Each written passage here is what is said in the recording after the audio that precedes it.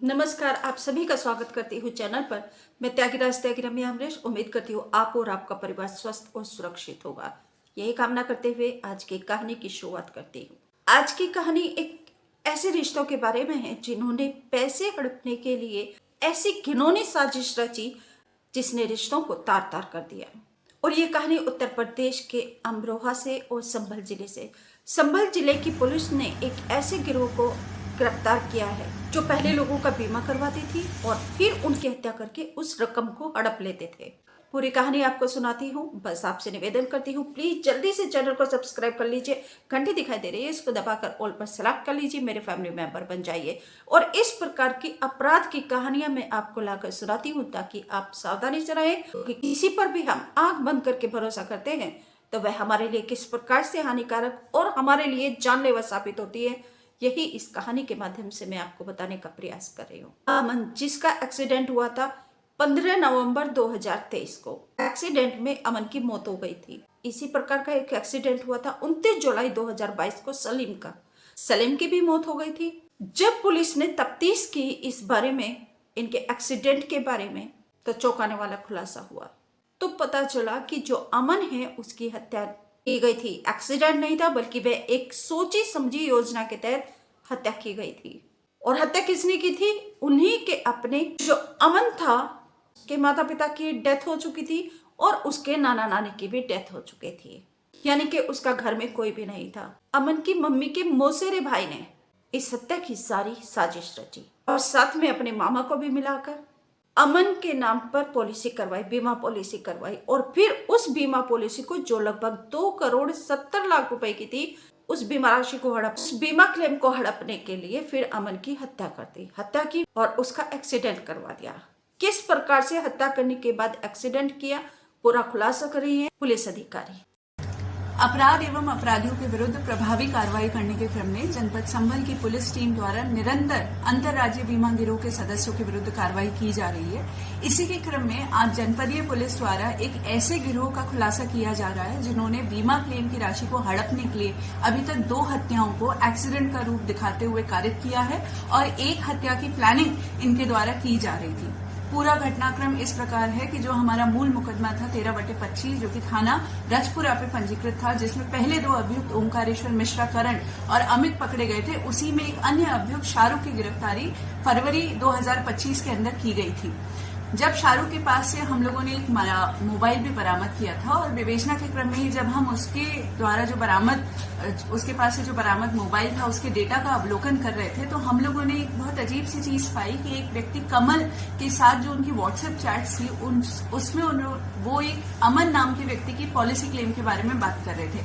अमन की हम लोगों ने जब देखा तो 7 कुल पॉलिसी थी, जिनकी जो कि HDFC, Ergo, ICICI Lombard, SBI, Aditya Birla इत्यादि कंपनियों की थी और जिसकी कुल वैल्यू 2,70,00,000 थी। अमन की क्लेम की बात चल रही थी। हम लोगों ने ये भी देखा कि उसकी एक FIR जो कि जिसमें कि उसकी मृत्यु एक्सीडेंट से होना दिखाई गई थी, जो कि थाना रहरा जनपद अमरोहा पे मुकदमा पंजीकृत था, वो थी। उसके अलावा FR की जो कॉपी थी वो भी थी।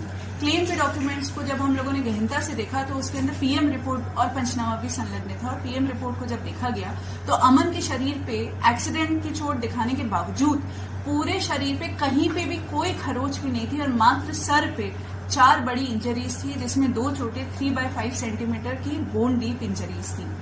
हमें इस बात का संदेह हो गया, क्योंकि हम बीमा गिरोह पे लगातार काम कर रहे थे, कि ये एक एक्सीडेंट ना होकर एक सुनियोजित हत्या हो सकती है। इसलिए हमारे द्वारा एक रिपोर्ट प्रेषित की गई कि इसमें अग्रिम विवेचना की आवश्यकता है और DIG सर के आदेश से अमरोहा से ये विवेचना जो है थाना रजपुरा में ट्रांसफर हुई। इसी की विवेचना के दौरान जो हमने दस्तावेजों से 2 प्रमुख अभियुक्तों को चिन्हित किया था, उनका नाम था कमल और वेद प्रकाश, जो कि धनारी के रहने वाले हैं। इन लोगों को हम लोगों ने बुलाया और इन लोगों से गहनता से जब पूछताछ की गई तो इन लोगों ने स्वीकार किया कि इनके द्वारा बीमा क्लेम की राशि को हड़पने के लिए अमन की हत्या की गई, जो कि इनकी सगी मौसी की लड़की का लड़का था। इनकी मौसा जी की डेथ हो चुकी थी और मौसी की लड़की की भी डेथ हो चुकी थी।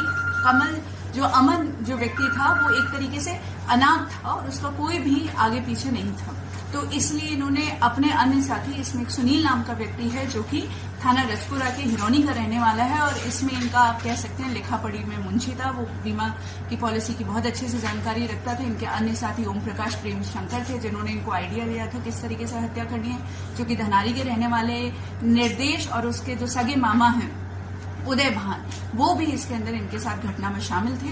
ये लोग सुनियोजित तरीके से पहले इन्होंने इस बच्चे की साथ पॉलिसी कराई 2 करोड़ 70 लाख की, फिर इससे ये लोग धनारी से लेकर गवा से होते हुए ये लोग रेहड़ा थाना में पहुंचे, जो कि एक सुनसान सा क्षेत्र है, जंगल है वहां पे। उसको अत्यधिक दारू का सेवन कराया, फिर उसके बाद हथौड़े से उसका सर फोड़ के उसकी हत्या कर दी। बाद में खुद ही वादी बन के इन्होंने थाना रेहड़ा पे मुकदमा पंजीकृत कराया और क्लेम की राशि हड़पी, क्योंकि हमें इस बात का अंदेशा हो गया था कि ये इनके द्वारा कारित की गई पहली घटना नहीं हो सकती है।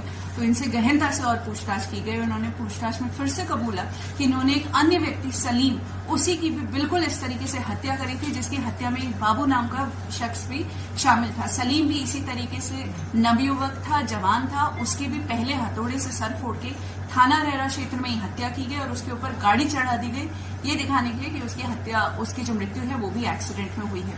सलीम की मृत्यु से ये लोग 78 लाख रुपए का क्लेम ऑलरेडी पा चुके थे।